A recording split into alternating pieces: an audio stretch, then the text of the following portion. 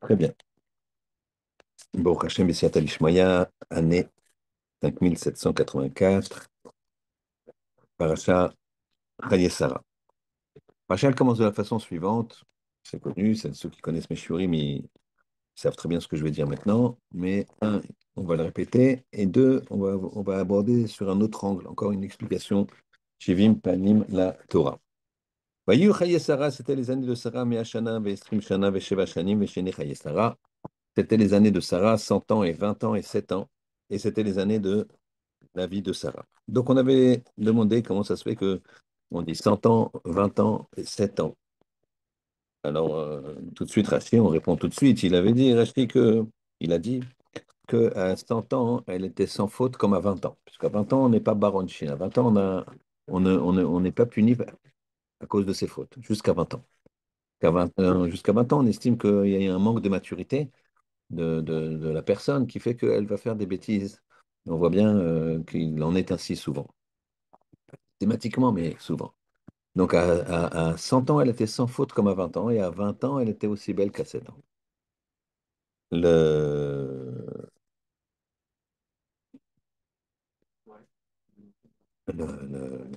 ce qui nous interpelle surtout, c'est qu'ensuite on nous dit Shene Chaye Sarah. On nous dit c'était les années de la vie de Sarah. Donc on répète encore c'était les années de la vie de Sarah. Et on nous dit quoi? On nous dit que, Rachid nous dit, pardon, que c'était Kulam Shavin et Tova. Elles étaient toutes équivalentes les années de Sarah pour le bien, pour le Tov. On avait expliqué, on explique, on redit.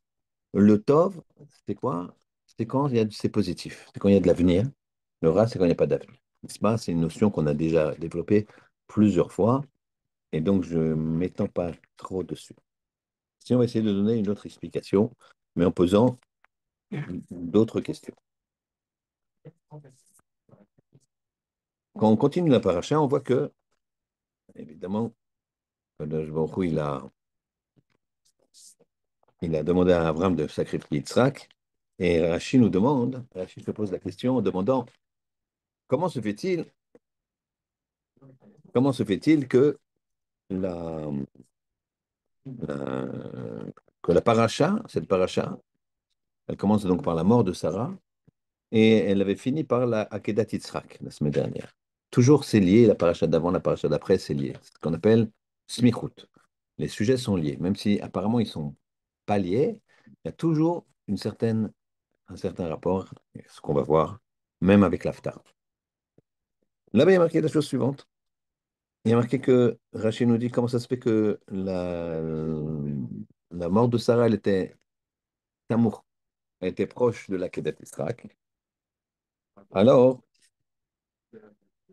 il nous explique comme ça Rachid, le, le, je voulais dans les mots, il y a marqué que donc il va y avoir Abraham, il est venu Abraham de Beersheba, l'Ispad, les Sarah et l'Ifkota, pour donner l'Ispad, les Sarah, Velivkota, pour faire une raison funèbre de Sarah, et l'Ifkota et, euh, et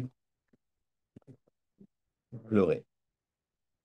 Rachid nous dit, Venisvecha, mitat Sarah, elle est tamour, la-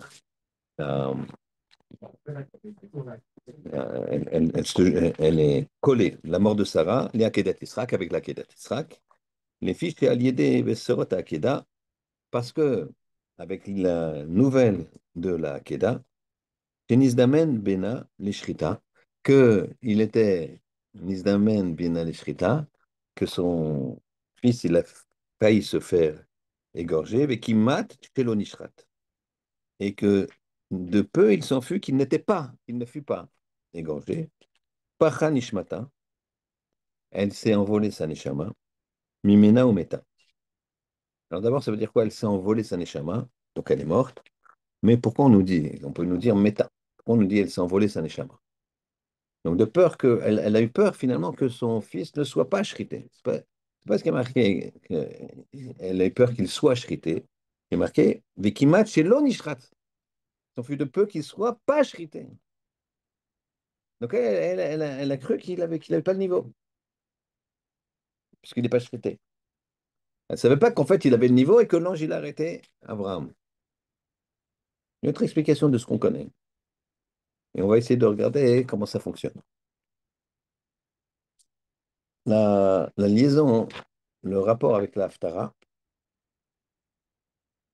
le rapport avec la Haftara, c'est lequel? L'Haftara nous a parlé de la chose suivante, elle nous passait de l'importance de Achnasat Tochim. Achnasat Tochim, de- d'accueillir les, les invités, les invités. Alors, l'Haftara nous parle de la chose suivante. Elle nous parle que il y avait une femme qu'on appelle la Shunamite, et il y avait le prophète Élisha qui passait chez elle une fois par an. Et elle a décidé, avec son mari, puisqu'ils avaient une toute petite pièce, il a décidé de lui faire une pièce, de lui faire un petit coin. Pas tsniout, pas tsniout, pas pudeur. On va voir ici la notion de pudeur. Et donc, pour qu'il soit à l'aise, elle, c'est une femme, elle est avec son mari, ils ont une toute petite maison d'une pièce, et donc, elle a décidé de lui faire une pièce. Et là-bas, il y a marqué, elle a fait Aliat Kir. Elle lui a monté un mur. Alia, monter, Kir, un mur. Alia, ça veut dire, quand tu dis Alia, c'est une notion d'élévation. Donc, est-ce qu'elle a fait un duplex? Mais Kir, c'est un mur. Ou est-ce qu'elle a séparé la pièce en deux? Parce qu'il y a marqué dans le texte Aliat Kir. Est-ce que c'est Alia ou c'est Kir? C'est quoi? Vous prenez la question? Et ça fait l'objet d'une discussion entre Rav et Shmuel. Discussion entre Rav et Shmuel de la Gemara. Hadamar, c'était un duplex. On lui a fait une pièce en haut. C'est marqué Alia. Hadamar, et l'autre il a dit non, il y a marqué Kir. Puisque c'est Kir, c'est un mur, ils ont coupé la pièce en deux. Non, c'est déjà tellement exceptionnel de faire quoi? De couper ta maison en deux. Il y a quelqu'un qui vient une fois par an. Ta maison est toute petite. Tu veux la couper en deux, avec tout ce que ça représente pour les 364 autres jours. Imaginez. Et chez toi, on te dit ta chambre, tu la coupes en deux. Pourquoi? Je la coupe en deux parce qu'il faut faire Rachna Satorim. Mais pour quand il vient, combien de temps le bonhomme, il paye combien? Là, il paye rien. Alors, il vient combien de temps pour le mettre à l'aise? Un jour. Un jour par an, tu fais des travaux, tu casses ta vie pour ça. Comment c'est possible? Quel rapport avec la paracha de Sarah? Ça. Alors, on va continuer à regarder paracha Sarah, comment ça fonctionne. Alors,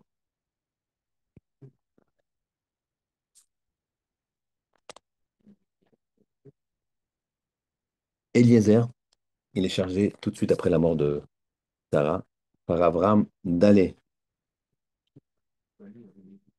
chercher une femme pour Yitzhak. Et donc, il va chercher une femme qui a des bonnes midotes, il va chercher une jeune fille qui est digne de la famille, d'être la femme de Yitzhak. Donc, tout le monde sait qu'il va faire la prière à Kadosh Baruch Hu, il va dire, voilà, si j'arrive et que je vois une jeune fille et je lui dis, et elle va me dire, mais je vais t'abreuver tes chameaux et je t'abreuve aussi, etc. Et donc, elle fera preuve de précède et donc ça sera le signe.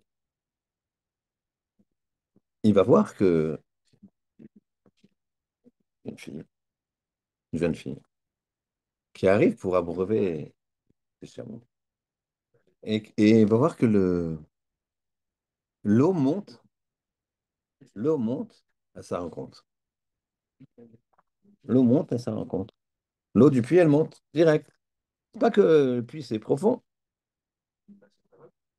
à l'instar de Yaakov, plus tard.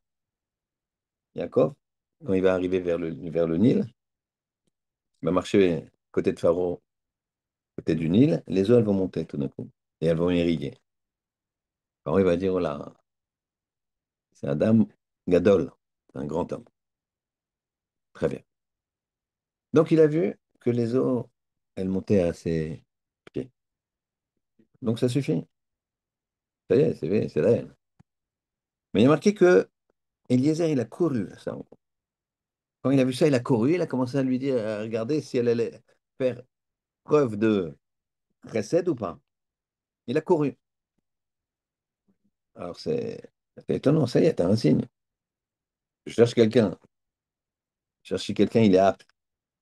Je cherche quelqu'un pour être rabbin de la communauté, n'est-ce pas? Je vois qu'il y a un problème de sécheresse. Il va près de la Seine, là, et tout d'un coup, la Seine, elle monte et les rigues les changent. Je dis, ça y est, c'est bon, quoi. Pas besoin de courir pour voir, tester les midotes et tout. Eh ben, pourtant, c'est ce qu'il fait. Élisée, il fait ça, il court. Voyez, c'est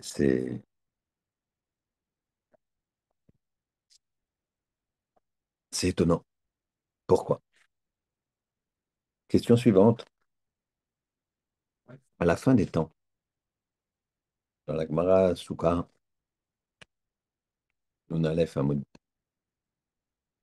F, on nous dit que le Kadjuro, il fera la Shrita du Yetzirah. Shrita du Yetzirah. Shrita du Yetzirah, c'est le Malach HaMavet, c'est le corps. Vous savez tous que le Yetzirah, c'est en même temps le Malach HaMavet, c'est en même temps le Satan. C'est le même entité. D'accord? Première étape, c'est Yetzirah. te-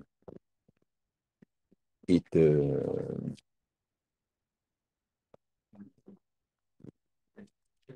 séduit, donc il est agréable, c'est un qui te séduit. Deuxième étape, Satan l'astine, il t'accuse, normal, change de costume. Et troisième étape, si jamais il a gain de cause, il se transforme en Malachamavet, en ange de la mort. Et tac. Donc ça, c'est problématique. Donc ça, c'est le principe. Ça, c'est le principe. Donc c'est la même entité. Vous avez le Yetzirah qui séduit, vous avez le Satan qui accuse, et vous avez le Malachamavet. C'est la même personne qui change de costume. Il faut savoir que quand quelqu'un il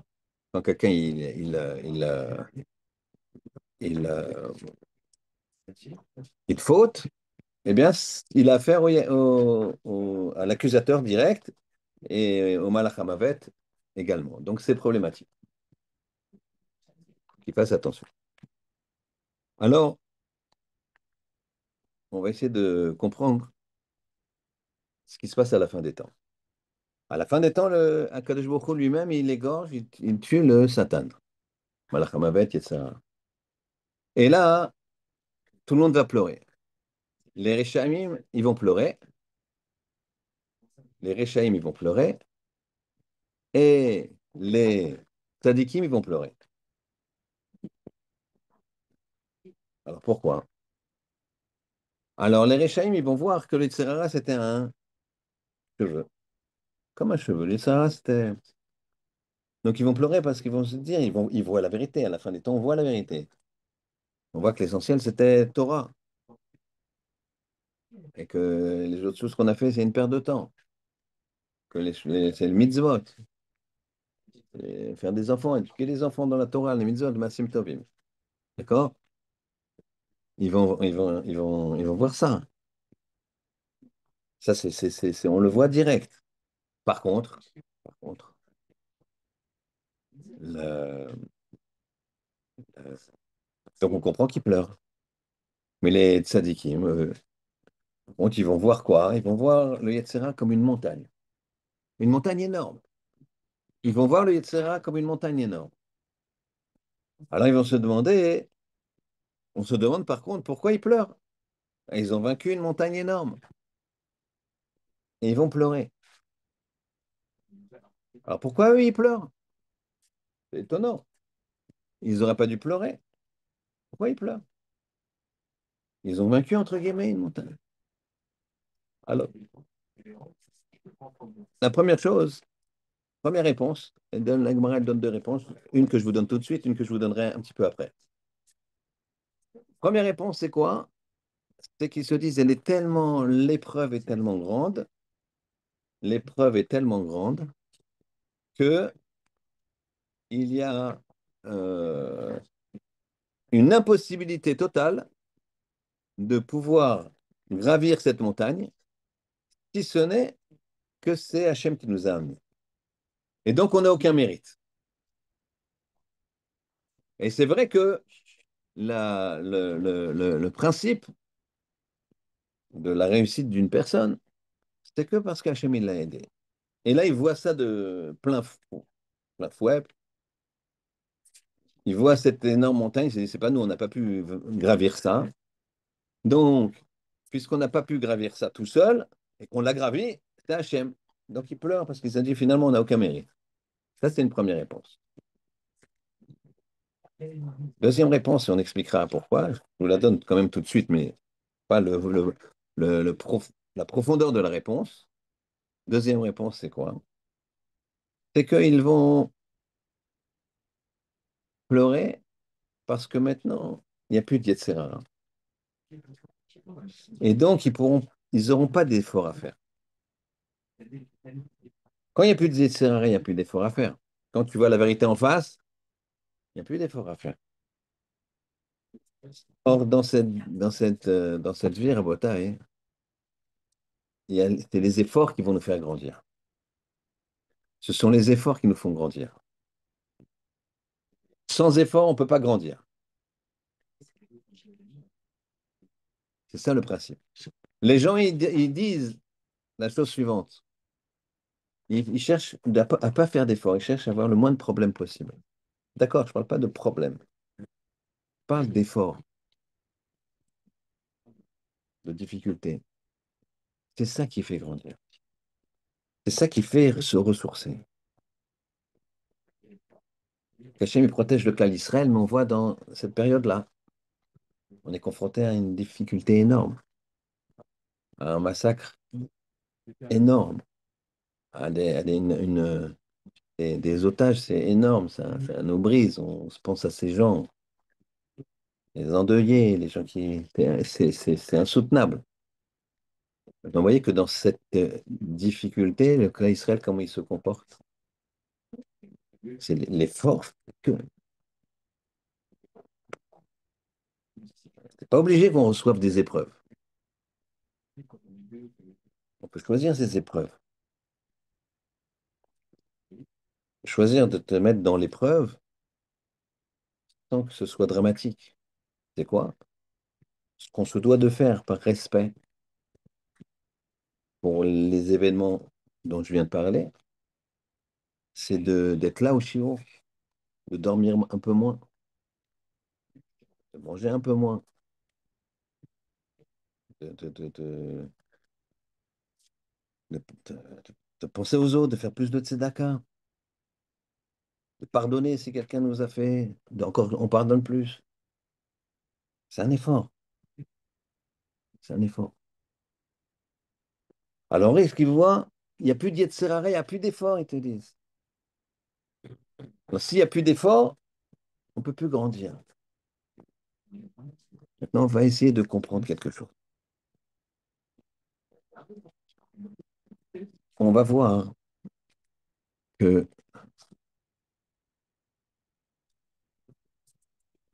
Akadosh Baruch Hu,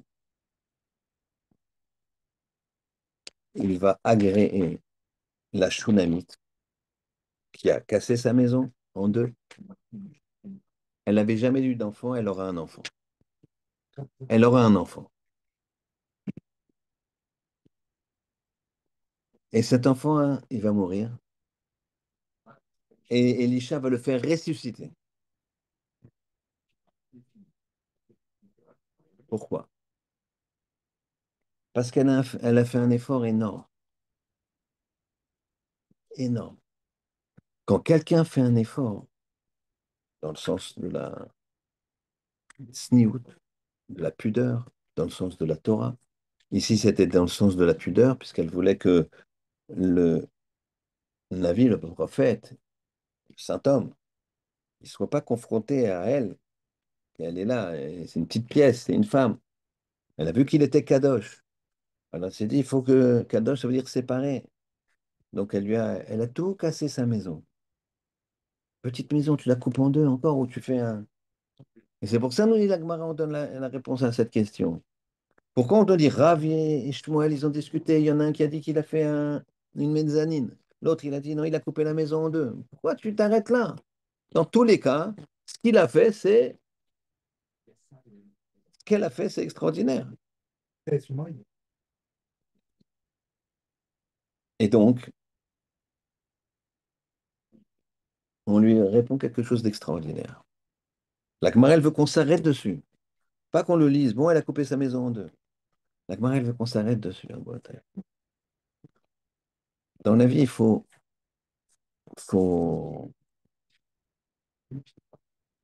avoir un type, une façon de vivre. C'est de courir. Ça ne veut pas dire je cours. Ça veut dire des fois même je m'arrête. Quand je m'arrête, ça veut dire j'arrête et je réfléchis. Donc je cours. Eliezer, il a couru.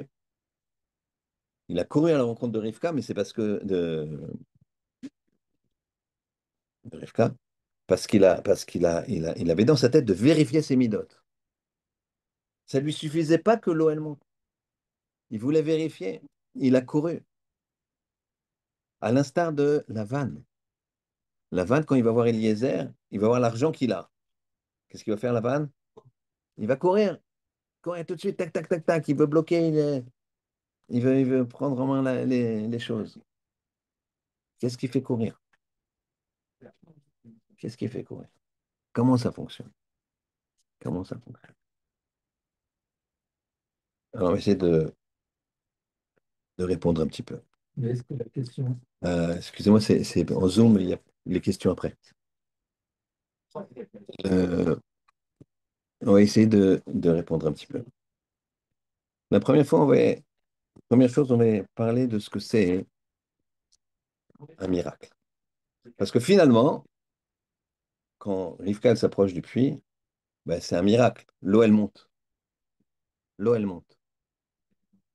Elle monte. C'est un miracle. Ça suffit. Ça devrait suffire. Eliezer, ça ne lui suffit pas. Il va vérifier ce qui se passe. Dans la Gemara, il y a deux histoires. Beaucoup d'histoires qui parlent de miracles, mais deux histoires qui sont l'une par rapport à l'autre.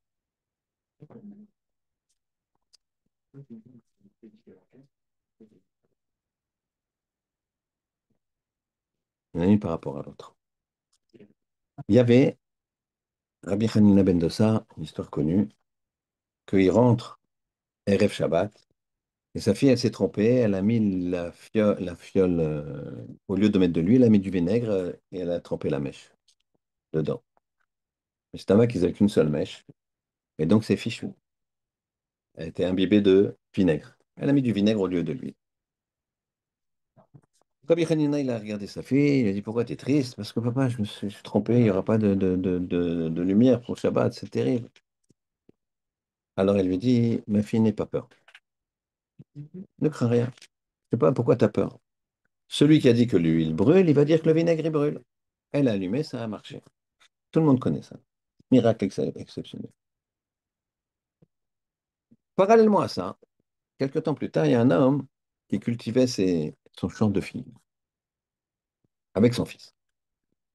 Et voilà que le soir arrive et la personne qui devait amener de l'argent pour payer les ouvriers, eh bien, il n'est pas encore là. Alors le père, il est embêté. Il dit à son fils, bon, moi, je vais aller chercher de l'argent. La nuit, elle commence à tomber. Les ouvriers, ils ont besoin d'être payés. Ça se fait pas. Les gens à l'époque, ils étaient payés de façon journalière. Allons-y. Et il part. Le père, il tarde. Et le fils, il est embêté aussi. Des gens très honnêtes, très corrects. Eux, ils ont faim, les ouvriers. Ah, maintenant, les figues, elles n'étaient pas mûres. Mais le fils, qu'est-ce qu'il dit? Figuier, figuier, fais mûrir tes figues. Voilà que les figues, elles mûrissent. Les figues, elles mûrissent. Alors, il dit, servez-vous, messieurs. Ils sont contents. Eux, ça leur suffit. Eux, ils ont besoin, ils travaillent pour manger. De nos jours, on travaille pour résidence secondaire, secondaire, primaire, tertiaire, les vacances, les trucs, les machins. Si t'as pas tout ça, t'es malheureux. Mais normalement, se nourrir, d'ailleurs, dans la Torah, on appelle ça mezonot. L'argent, ça s'appelle mezonot, c'est pour se nourrir. Une fois que tu t'es nourri, ça va. Qu'est-ce qu'il y a? Un jour, là, et il faut plus, il faut plus. Ça, c'est pour nous empêcher d'étudier. Ça, c'est pour nous empêcher de nous rapprocher d'Hachem. Et donc, il, euh, il est heureux. Son père arrive avec l'argent un peu plus tard. Et qu'est-ce qui se passe? Ils sont plus là, les ouvriers? Il dit non, je les ai payés. Comment tu les as payés? J'ai dit au figuier de mûrir. Donc c'était quand même quelqu'un de kadosh, quoi, pour dire au figuier, fais mûrir tes figues et les figues, elles mûrissent. Et voilà que le père lui dit, quoi, t'as dérangé la nature? Et le fils, il va mourir à cause de ça. Il va mourir. T'es pas son niveau. Mais quel est le plus grand miracle? Quel est le plus grand miracle? Celui de faire mûrir des figues ou celui de faire brûler du vinaigre? Les figues, elles sont presque mûres, quoi. Elles sont pas encore comestibles, elles sont presque mûres. Donc, bon, il y a un coup de chaud. Mais le faire brûler du vinaigre, bah, faut toujours essayer, quoi. Alors, pourquoi Rabbi Hanina, il n'a pas été puni? Pourquoi Rabbi Hanina, il n'a pas été puni? Et c'est là où on va comprendre quelque chose de profond. Maral de Prague, et toute la vie, c'est comme ça, Rabotai, sachez-le. Il y a un grand yesod. C'est de passer du potentiel à la réalisation. Du potentiel à la réalisation. Il y a des gens, ils ont un grand potentiel, ils ne réalisent pas. Il y a des gens, ils n'ont pas de potentiel, ils réalisent. Il y a des gens, ils ont du grand potentiel, ils réalisent. Et il y a des gens, il y a tous les cas de figure. Mais la vie, Rabotai, c'est de prendre ce potentiel et de le réaliser. Sarah, elle est malheureuse au point d'en mourir quand elle apprend que quoi? Que Yitzhak, il n'a pas réalisé son potentiel. Il ne pouvait pas être Corban. Kimat Shelo Nishrat. C'est il n'a pas réalisé. Ah, mais elle a réalisé. Elle, cet amour-là pour Akadosh Baruch Hu, elle a réalisé.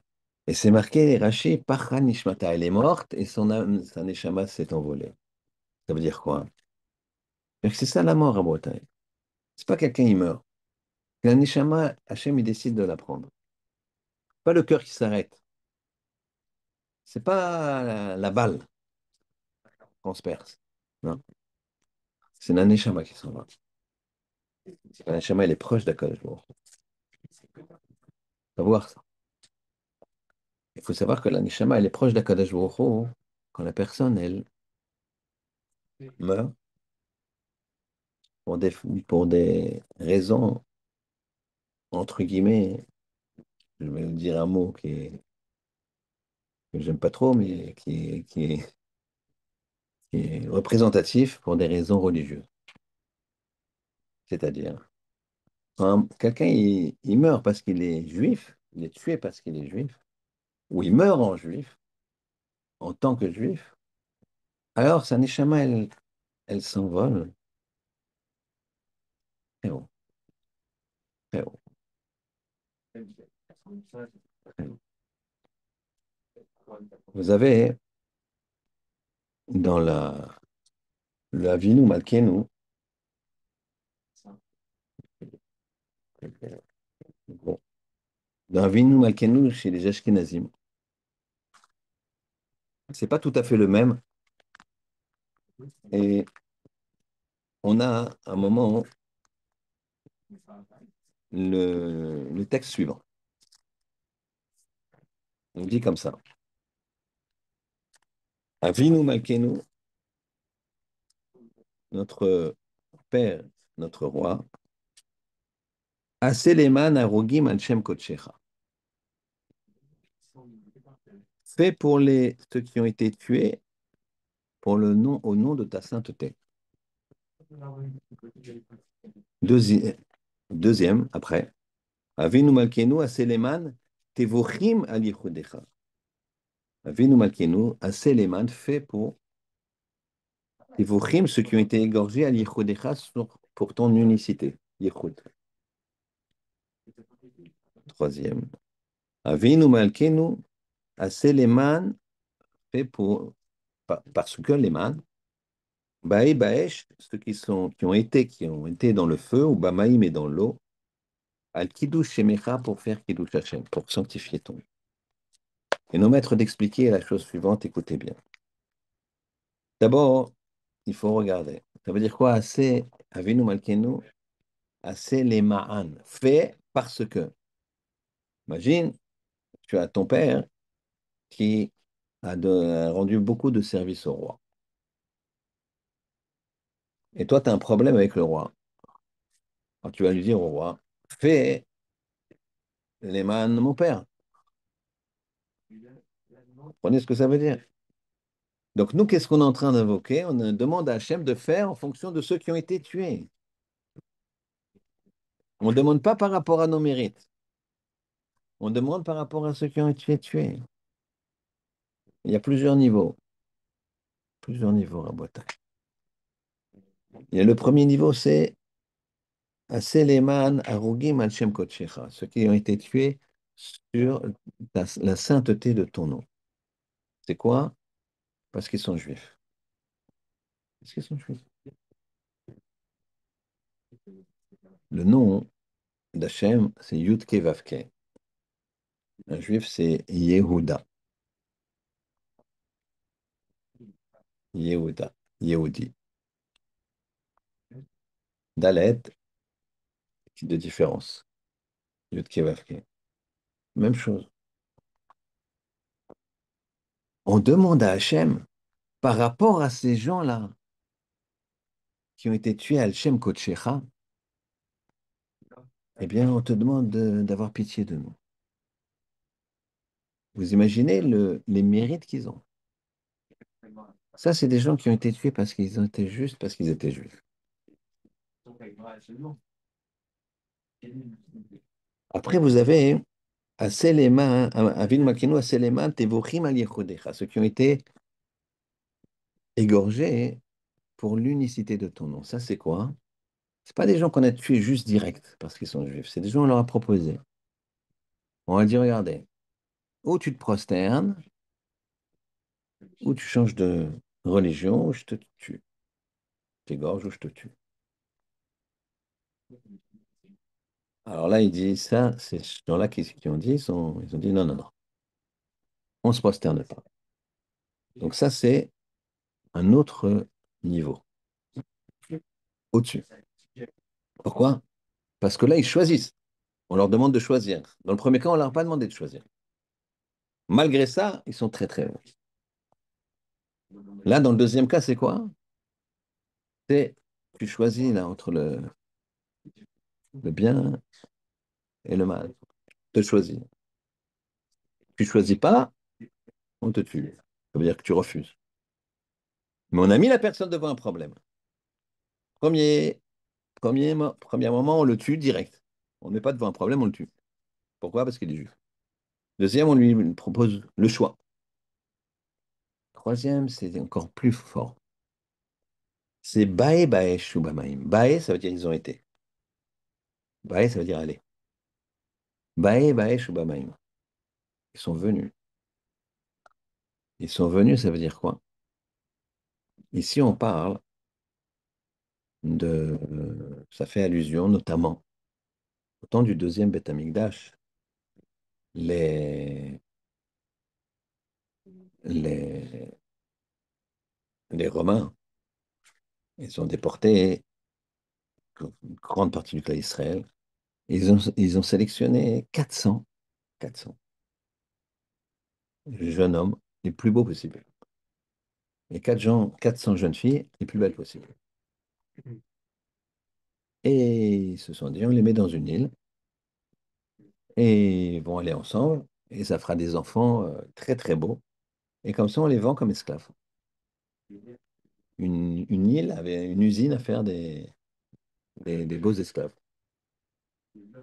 Voilà, c'était leur plan infâme. Et ils étaient sur un bateau, les filles d'un côté, les hommes de l'autre, les garçons de l'autre. Et ils ont compris ce qu'on allait faire d'eux. Au milieu de l'eau, pleine mer, les filles, elles ont dit, on comprend que ce qu'ils veulent faire, nous, on ne veut pas se souiller. Et elles se sont jetées à l'eau, elles se sont noyées. 400. Les hommes, les jeunes hommes, ils ont vu ça. Ils ont dit, si déjà elles, qui quand elles fautent, elles sont passives, pas elles qui sont actives, alors elles se sont jetées pour ne pas fauter. Alors nous, Calva Chomer, à plus forte raison qu'on doit se jeter pour pas fauter. Ils se sont jetés. Ça, c'est un vinu malkenu, un séléman fait par rapport au srout qu'ils ont, ces jeunes hommes et ces jeunes filles.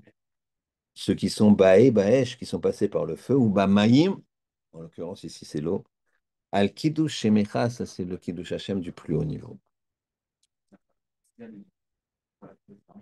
Alors, Rabotai, il y a des gens qui meurent al kiddush Hashem. Mais il y a autre chose, qu'on voit ce qu'elle fait Sarah, Yitzhak, Jacob, on verra. C'est vivre al kiddush Hashem. Mourir al kiddush Hashem, c'est les événements provoquent. Mais on parle de vivre al kiddush Hashem. Et ça, c'est la raison pour laquelle on court. La raison pour laquelle Eliezer, il a couru. Il a couru vers Rivka pour vérifier, malgré le miracle, puisqu'on a vu que le miracle, ça ne veut rien dire. Peut-être il n'y a pas le niveau. Peut-être on se fie aux apparences. Il faut regarder ce qu'il y a derrière. Une fois, le, le Taz, un des très très grands maîtres de la génération, il avait son gendre qui s'appelait le Bach. Deux très grands commentateurs du Shulchan Aruch. Très très grands maîtres. Milieu Pologne. C'était l'époque de Sabbatai Tzvi, en Turquie. Il y avait un homme de confession juive, bien sûr, qui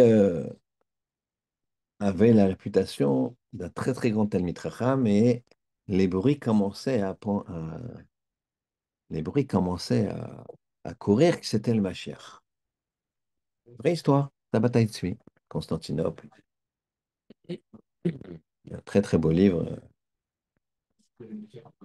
écrit par un homme de Torah avec plein de références.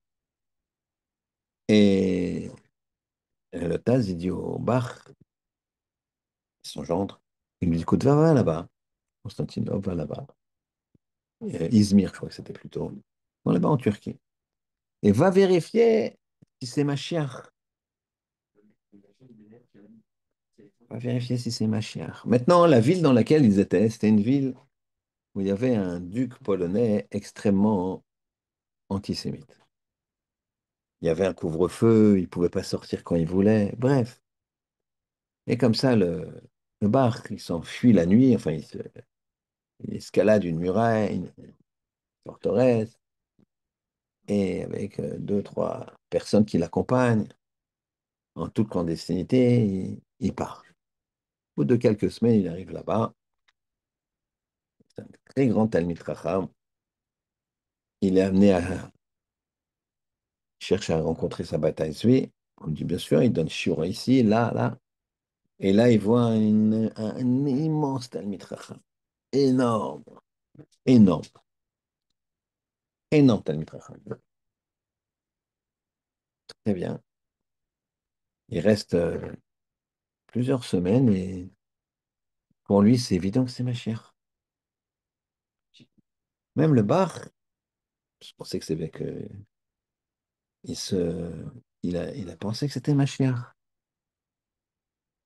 Alors voilà que il dit à Samantha Etzvi, au bout de quelques semaines, voilà, je reviens, je vais dire au Taz, je vais dire au Gadol de la génération que voilà, t'es ma chère et qu'on va t'introniser, et que c'est extraordinaire et tu vas nous dire. Et lui, il disait, oui, je suis ma chère. Et à ce moment-là, Samantha Etzvi lui dit, comment ça se passe là-bas? Comment? Il dit, ah ouais, je t'ai pas raconté, mais la ville dans laquelle on est, elle est gouvernée par un duc terrible et très antisémite. On paye plein d'impôts. On a une vie très, très, très difficile. Il y a un couvre-feu, on ne peut pas sortir et rentrer comme on veut. Il lui dit comment il s'appelle. Il lui dit le nom.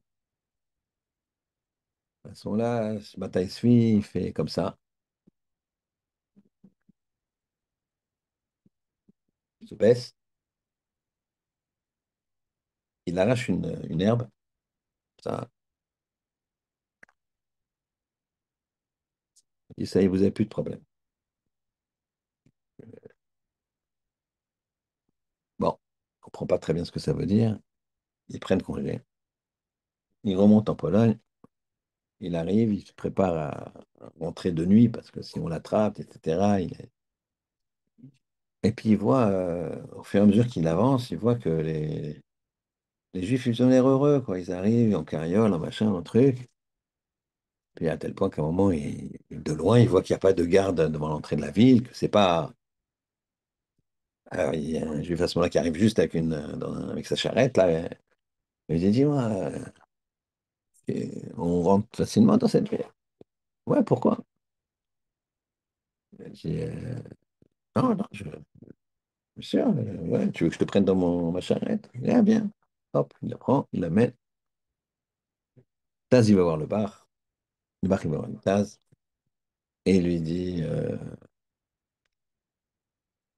Shechianu, Kiyamanu, Vigianu, Lazman Azé, voilà le temps qui est venu. Mashiach est là. Mashiach est là. Alors il s'assoit avec son beau-père, il discute de Torah, de la Torah du Shabbat Ezvi. Il est impressionné. Et il lui dit, mais qu'est-ce qui se passe ici? Comment ça se fait que ça a changé? Il lui dit, tu sais quoi? Incroyable. Tu sais comment le duc, il aimait bien, dans les jours de marché qu'on faisait, venir avec ses soldats et aller à fond sur son cheval et écraser tout sur son passage. Eh bien, ce jour-là, il a fait ça. Il y a un de chez nous qui était révolté qu'il puisse écraser des enfants, etc. Donc il s'est mis sur le chemin devant le cheval du duc pour l'arrêter, pour un jeu. À ce moment-là, le duc, il a sorti son épée et au moment où il veut le frapper, il tomberait de mort. Il tomberait de mort. Et là, ça a fait une frayeur dans la famille du duc et son fils qui l'a remplacé, Il a tout de suite desserré les problèmes chez nous. Il ne se comporte pas du tout comme son père. Et donc, il a enlevé tous les décrets et on est beaucoup, beaucoup, beaucoup mieux. Tout va bien. Et là, il demande à son beau-père, il lui dit, mais dis-moi, c'était quel jour et quelle heure? Il dit, ah ben ça, je me rappelle bien, c'était tel jour à telle heure. Tel jour à telle heure, c'est le moment où ce bataille civil a arraché l'herbe. Alors, il a dit ça, il a dit, ah oui, j'ai oublié de te dire. À un moment, à la fin, il m'a demandé comment ça se passait. Je lui ai dit, ça se passe mal. Il m'a demandé le nom du duc. Et il a fait, tac. Il a dit, c'est un imposteur. Direct, il lui dit, c'est un imposteur. C'est pas ma chère tout de suite. Faut le combattre. C'est un imposteur. Et nous, on aurait dit, waouh, c'est- voilà la preuve. Il a dit non. Le miracle n'est pas une preuve, et surtout que lui, il a pris sa force d'eau de la terre. La terre s'est tamée. La terre s'est tamée. La terre s'est tamée. Comme on dit, les profondeurs de la terre, les monstres, etc. Et les cieux, c'est. Et donc, il lui a dit, c'est pas. Effectivement, c'est pas. C'est pas. Et il faut savoir que, pour la petite histoire, enfin, la bataille de Sui, il a été. Donc, les Juifs l'ont pas pris comme Mashiach et il s'est converti à l'islam. Converti à l'islam. Hein? Voilà, il a créé une nouvelle secte. Qu'est-ce qui se passe ici? Là, il nous montre, Eliezer, que le miracle, c'est pas ça qui est la preuve. C'est pas ça que je cherche. Je cherche la profondeur, je cherche les mitzvot. Les mitzvot. Quand quelqu'un il a des midot, des bonnes midot, ça va l'amener à courir. Quand il a des mauvaises midot, ça va l'amener également à courir, mais dans le mauvais sens. Il y a marqué quand on finit une Masechet, Anuratsim ve'emratsim. Nous courons et ils courent. Nous courons, les gens qui font des mitzvot, les gens qui ont la Torah, les gens qui progressent. Nous courons vers le Olam Haba, vers un jardin fertile. Et eux, ils courent vers un Be'er Shachet, un puits de destruction. Chacun la façon dont il court. La fin de la paracha, hein, on voit que Eliezer, il vient avec Rivka. Et Yitzhak, qu'est-ce qu'il fait? Lui, de son côté, donc ils ne se connaissent pas, et elle arrive vers Canaan, vers Yitzhak. Yitzhak, il sort dans les champs pour prier, vers la fin de la journée. Le terme, et on l'a vu la semaine dernière, c'est il a levé les yeux, Yitzhak, et il a vu. Il a vu qui? Il a vu la caravane qui venait au loin, il a vu les chameaux au loin. Il a senti une spiritualité, il a cherché la spiritualité.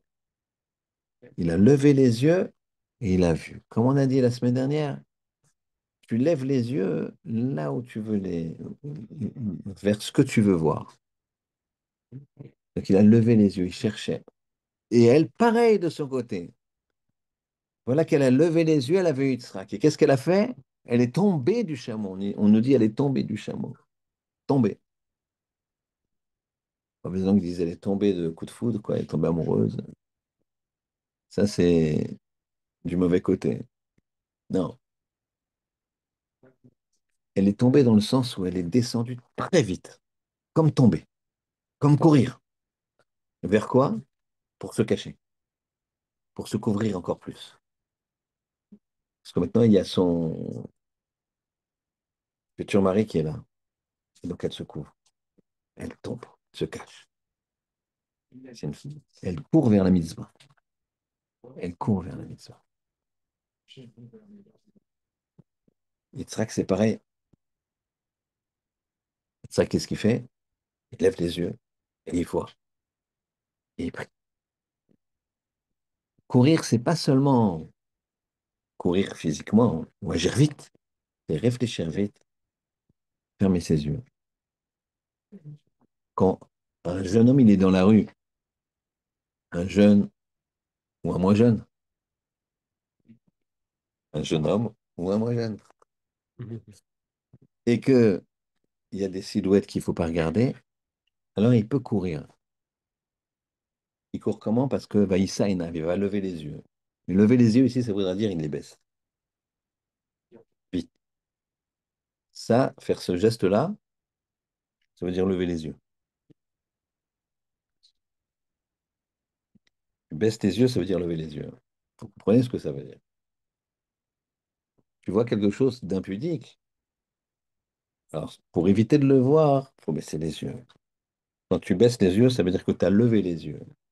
Tu as baissé les yeux de la vision qu'il fallait pas voir. Mais tu as levé les yeux là-haut. Les yeux sont dans la tête.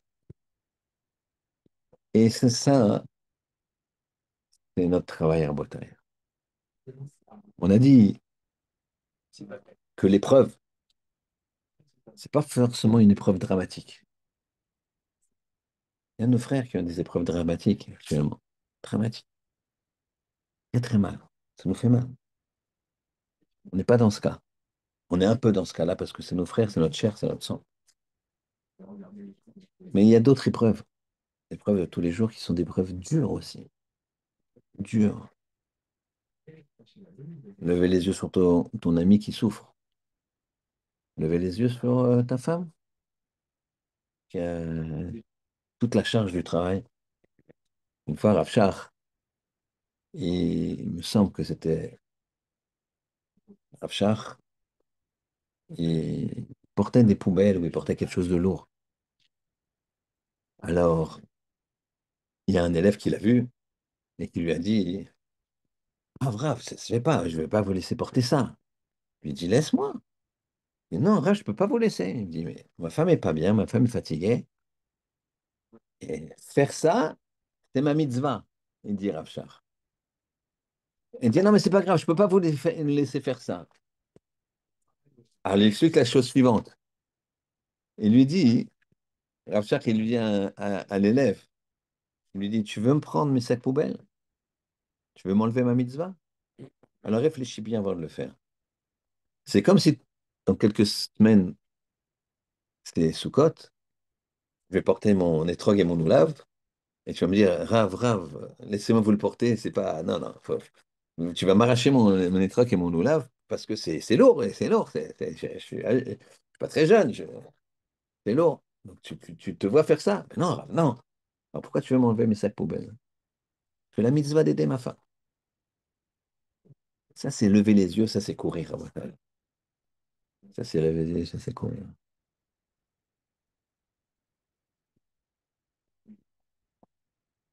Nous, on se doit de réfléchir comme ça.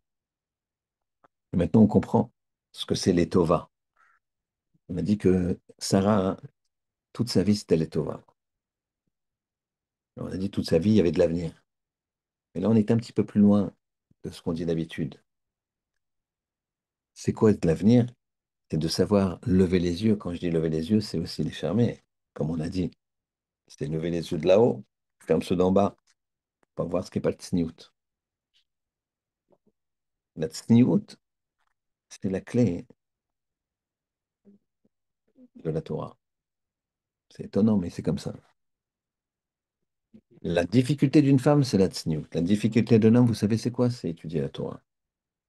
Une femme a demandé, mais vous avez la Torah, vous avez tellement de, comment dirais-je, de mérite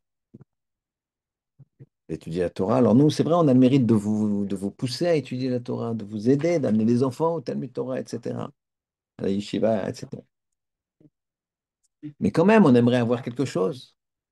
Je vois il leur donnait la tsiout. La difficulté d'étudier la Torah, nous, on se trouve toujours des explications. On dit, ouais, la Gemara, c'est de l'araméen et tout ça. Et puis une vache qui encore un taureau, c'est encore. D'abord, comment ça c'est possible que ce soit la vache qui ait gagné, etc. Ouais, des fois, c'est dans ce sens-là. Et pourquoi? Et comment ça se fait? Ouah, et je te parle pas de la pureté, de l'impureté, etc. On comprend rien. C'est pas Tachlès. Bon, quand on parle un petit peu de business, tout de suite, c'est un petit peu plus, ça parle plus. D'accord? Mais là, c'est compliqué. Donc, on a un Yetzer Hara de ça. Et donc, on étudie la Torah, on a un grand bénéfice. Ben, c'est la tsniout. Ils ont une difficulté avec la tsniout. Et quel rapport entre les deux? Pourquoi on leur a mis l'un est en face de l'autre? Un, c'est le travail des femmes, un, c'est le travail de l'homme. C'est la même chose, Rabotai. Pourquoi? Parce que les deux font appel à la même mida, à la même trait de caractère. Pour étudier la Torah, il faut être modeste, il faut être un ave.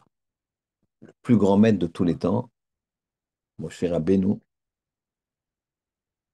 c'était Aïch, Anav, Mikol Adam. Il n'y a pas un homme plus anav que lui. Il est rien. Je m'estime rien, dit Moshe Rabbeinu. D'accord? Nachnuma. D'abord, il n'a pas parlé de lui. Il n'a même pas dit je. Il parlait des hommes.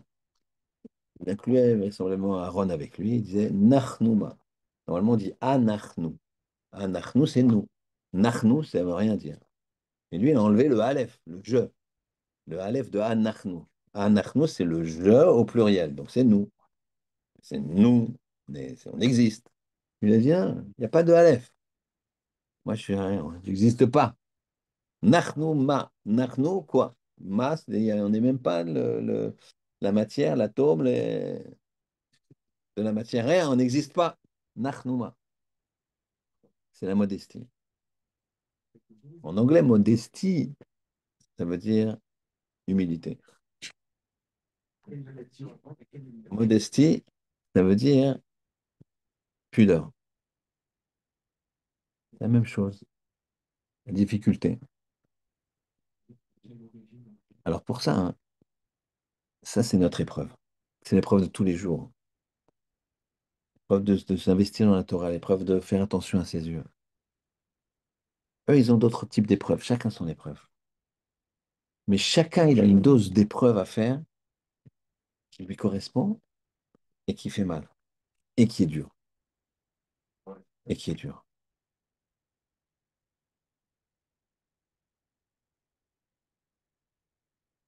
Quand une personne, elle est au point de la shunamite, de casser sa maison pour faire Achnasat Orchim, c'est-à-dire qu'elle met dans la, dans la, dans la pudeur quelque chose d'exceptionnel, une force exceptionnelle, un niveau exceptionnel.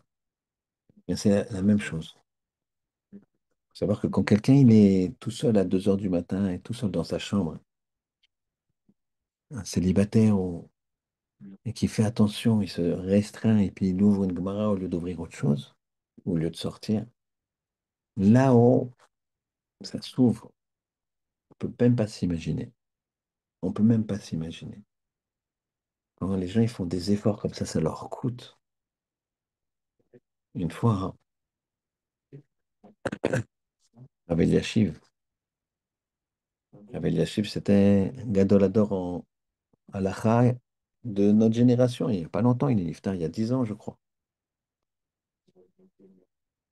Alors qu'il avait 100 ans. Et quand il avait 90 ans, quelque chose comme ça, il était déjà bien âgé. Il s'élevait péniblement. Il donnait un shiur de halakha très compliqué toujours. Lui, c'est halakha, halakha, halakha, halakha. Donc technique. La loi, Shulchan Aruch, grand, grand maître, grand décisionnaire. Fatigué, il se lève. Comme ça, il se lève. Il a du mal à tenir debout, mais tout le monde se dit, ah, qu'est-ce qui se passe? Il est là. Il veut raconter. Il dit, je vous raconte une histoire. C'est complètement étonnant. Un grand décisionnaire qui va raconter une histoire. C'est- 90 ans, il n'a jamais raconté d'histoire. Il était très tachlès. Il raconte une histoire comme ça. Il y avait un homme, grand maître, qui s'appelait Léchem. Et il avait une seule fille. Grand Talmid Chacham, grand kabbaliste, Leshem. Le Leshem, c'est... Il a écrit des livres, il est connu. Donc lui, il raconte. Oui, il raconte. Et ce Leshem, il avait une fille, unique. Et cette fille, il l'a mariée avec un grand Talmid Chacham. Jeune homme, il l'a marié jeune, 20 ans. Le garçon, il avait 20 ans aussi. Ils sont mariés. Et au bout de 2 ans, la fille, elle est venue voir son père. Elle a dit, excuse-moi de te déranger, papa, mais j'aimerais bien que tu pries pour moi. J'ai pas d'enfant. Je suis pas tombée enceinte encore. Elle lui dit que 2 ans, ça va, c'est pas. Elle revient 3 ans plus tard, elle n'ose pas déranger son père. Et elle lui dit, donc 3 ans, ça faisait 5 ans déjà qu'elle est mariée. Elle lui dit, papa, 5 ans, oh, attends encore un peu. Elle revient 2 ans après, au bout de 7 ans. Elle dit, bon, alors, va, on va faire des analyses des choses. Ils vont, c'est en Russie, ils vont à Moscou. Et là, le médecin, il dit, après des analyses, il dit, désolé, on peut rien faire. On peut rien faire. Peut-être, peut-être, une chance sur 100. Parce que je suis un grand spécialiste, mais il y a plus grands spécialistes que moi. En Suisse, un grand spécialiste. Ils écrivent, ils ont rendez-vous. Le spécialiste, il dit, il faut venir, mais il faudra rester plus de 3 semaines. Alors, le Léchem, il dit à sa femme et à sa fille, je vais pas venir. 3 semaines, je peux pas. Et la femme et la fille, ils y vont. Et voilà que ils restent, ils font des analyses, 1 semaine, 2 semaines, 3 semaines. Au bout de 3 semaines, il lui donne le résultat et le médecin, il est en pleurs. Il a les yeux rouges. Et il dit, je suis désolé, mais là, j'ai beaucoup de mal à vous dire ça. Je vais vous expliquer mon émotion parce que votre père s'en rappelle peut-être pas, mais il y a 25 ans, il est venu ici en Suisse pour passer, se reposer. Et mon père était mourant. Il est venu, il a fait des brachot, quelques jours plus tard, mon père était guéri et moi, j'ai tout fait, j'ai tout ce que j'ai pu faire pour ma, que votre, pour que vous tombiez enceinte, pour que je trouve une façon, un traitement, et j'ai pas trouvé. Et je peux vous dire que et, bien, c'est très dur. La jeune femme pleure tout, avec dignité quand même. Et ils vont ils rentrent. Le Léchem, il étudie, il rentre. Ah, comment ça va, etc. Et ils disent rien. Ni la, ni la mère, ni la fille. Ils disent rien.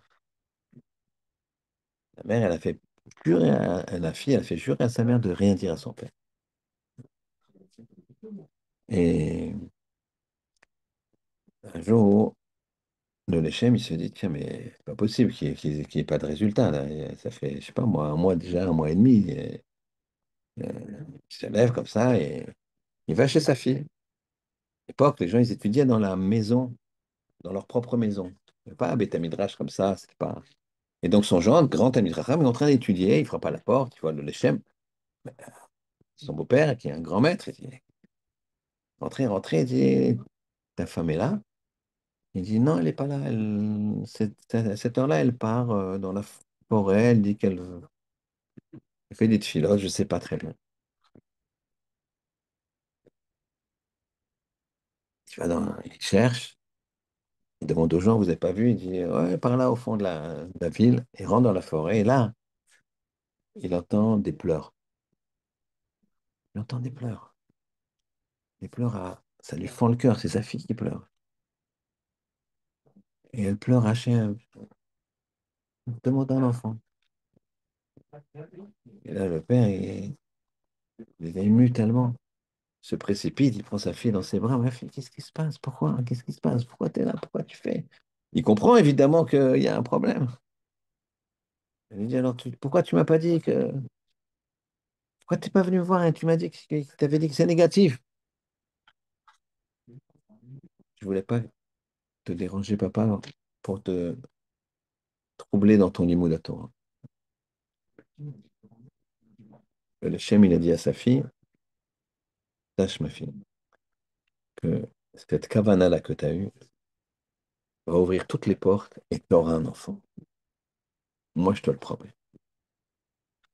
Elle a eu un enfant. C'est Rabbi Elachif qui parle. Pas de. Pas de... Et Rabbi Elachif, il dit, cet enfant, c'est moi. Rabbi Elachif, c'était le petit-fils du Léchem. Il a fait cette dracha-là. Dracha, quand tu sacrifies Sarah, Avram, ils sacrifient, ils vont au bout. L'épreuve, c'est de sortir le meilleur de soi. On a dit au départ, la réussite de quelqu'un, c'est de prendre le potentiel et de le réaliser. Le maximum de toi. C'est pour ça qu'il faut que tu sois persuadé d'être quelqu'un de grand. C'est parce que Hachem, il t'aide. Pas la prétention. Pas de shalom. N'oublie pas ce qu'on a dit au milieu du shiur. Les tzadikim vont pleurer. Quand ils vont voir on va leur montrer le Yetzer Hara, une énorme montagne. Et donc, sur ça, c'est contre ça qu'on s'est battu. Ils devraient rigoler. On a gagné ça, c'est exceptionnel. Deux raisons pour lesquelles ils ont pleuré. La première, ils se sont dit, on n'a pas pu. C'est pas nous. Dire qu'on n'a aucun mérite. C'est Hachem qui nous a fait monter la montagne. À Nava. Deuxième, ils pleurent parce qu'ils ont dit, alors on n'a plus d'épreuves maintenant alors. Parce qu'ils disent, on n'a plus d'épreuves. On ne peut plus se confronter. Donc si on ne se confronte plus, on ne peut plus progresser. Donc est-ce que tu veux être ou ne pas être? Est-ce que tu veux ton potentiel le dévoiler ou pas le dévoiler? Et ça, Wata est dans une situation qu'on espère stable. Les éléments extérieurs ne vont pas nous agresser, même s'ils nous ont agressés. Eh bien, on a un travail à faire, d'aller au bout de notre potentiel. Pour ça, il faut garder une simcha. Pour ça, il faut travailler nos midot. Pour ça, il faut avoir de la hanava. Pour ça, il faut étudier la Torah. Ça va ensemble. La tzniout. Il y a la tzniout des vêtements. Il y a la tzniout du langage. La tzniout du comportement. La pudeur, c'est fondamental. Elle est tombée, Rivka du chameau. Elle s'est précipitée. Elle n'a pas été comme ça tombée d'un coup. Elle est descendue comme quelqu'un qui tombe tout d'un coup, paf, il perd l'équilibre, il tombe.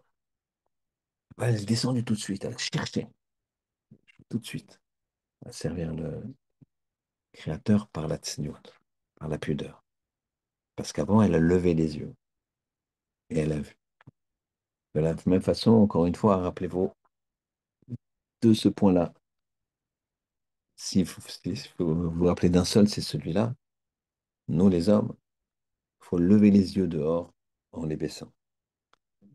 Quand tu les lèves, ça veut dire que tu les baisses.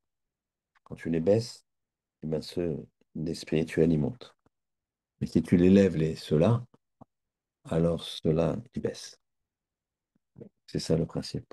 Passer du potentiel à la réalisation. Ça, c'est les Havot. Et tout le long du Sefer Bereshit, que tout le long de la Torah, c'est sur ça qu'on va. Hein. C'est le kivun, c'est la direction qu'on doit prendre. Hachem il fasse que il nous donne la capacité de progresser, de s'améliorer. Parce que nous, on n'a pas d'armes. L'arme des Juifs, c'est la parole. Des fois, il faut prendre les armes, il n'y a pas le choix. Mais quand tu ici, tu fais attention à ce que tu vas faire, tu rentres tout à l'heure chez toi et tu fais un télim au lieu de regarder une série, eh bien, je te donne ma parole, je m'engage que là-bas, nos ennemis s'affaiblissent et nos amis, nos frères, ils se renforcent. Une décision, un regard, ça évite que la balle, elle touche malheureusement quelque chose. Tu dévis la balle comme ça. Juste parce que tu fais ça, toi. Et ça, après 120 ans, on va le montrer. Et lo aleno qu'on nous montre le contraire. Chas v'shalom. Donc Hachem il nous aide à, si on n'arrive pas à le faire pour nous, qu'on le fasse au moins pour les autres. Shabbat shalom. Shabbat shalom.